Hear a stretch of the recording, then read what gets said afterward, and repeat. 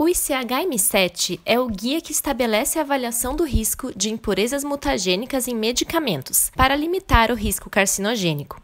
A presença de impurezas mutagênicas é esperada em qualquer rota de síntese, porque o fabricante precisa de compostos reativos para sintetizar o IFA com bons rendimentos. Geralmente, esses mesmos compostos que são reativos na síntese também podem ser reativos com o DNA, causando mutações que podem levar ao câncer.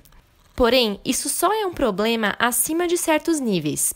Então, se a quantidade for muito baixa, abaixo do limite considerado aceitável, o risco causado pelas impurezas é negligenciável, portanto, elas não são de preocupação. É por isso que nós fazemos a avaliação do risco, para entender em quais níveis as impurezas são encontradas e se esses níveis estão acima ou abaixo do limite aceitável. A avaliação do risco consiste em 4 etapas. Identificação das impurezas mutagênicas. O ICHM-7 recomenda utilizar ferramentas in sílico para a predição do potencial mutagênico, contanto que 2 sistemas complementares sejam utilizados, um com base em regras de especialistas e outro com base estatística. Definição dos limites aceitáveis. O limite para impurezas mutagênicas é baseado no TTC, caso o potencial carcinogênico seja desconhecido, ou no TD50, derivado do estudo de carcinogenicidade, caso ele esteja disponível. Avaliação da exposição. Nesta etapa, o nível da impureza presente no IFA deve ser determinado, para entender quanto de exposição o paciente terá a essa impureza.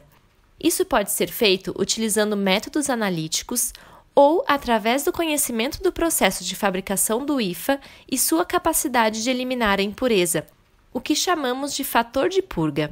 O fator de purga também pode ser calculado utilizando ferramentas in sílico. Caracterização do risco. Essa é a etapa em que comparamos os resultados obtidos para a exposição com os limites aceitáveis, o que finalmente nos indicará se existe um risco ou não. Após concluir a avaliação do risco, o ICHM-7 estabelece ainda que uma estratégia de controle deve ser estabelecida para cada impureza potencialmente mutagênica. Existem 4 opções de estratégia de controle, as quais dependem da etapa em que o fabricante gostaria de controlar a impureza. Opção 1. Controlar a impureza mutagênica na especificação do IFA. Essa opção é recomendada especialmente quando a impureza é gerada em etapas avançadas do processo e não existe a possibilidade de estabelecer um controle em um intermediário ou um fator de purga adequado. Porém, quando as impurezas se originam de etapas iniciais, essa geralmente não é a melhor opção, porque o fabricante apenas descobrirá se a impureza está acima ou abaixo do limite quando já tiver obtido o seu IFA final. Quando a ausência da impureza for demonstrada em lotes sequenciais, pode ser apropriado estabelecer um controle periódico, ao invés do controle em rotina. Opção 2. Controlar a impureza mutagênica na especificação de um intermediário, com o mesmo limite que é aceitável para a impureza no IFA. Essa situação pode ser aplicada quando a impureza é gerada antes de um certo intermediário do processo e não há possibilidade de sua formação após esse intermediário. Nesse caso, seria apropriado incluir um teste para o controle da impureza na especificação do intermediário.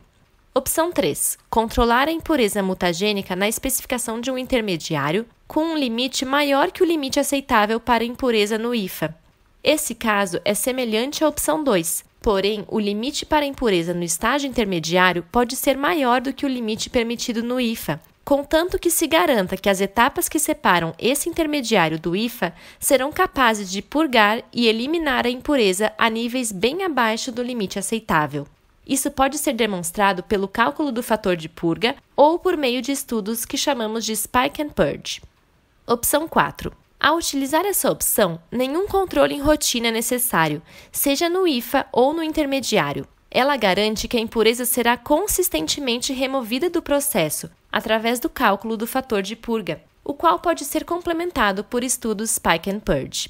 Essa é a opção que dá a melhor segurança de que todos os lotes fabricados atenderão ao limite, porque ela é baseada no conhecimento científico do processo de fabricação.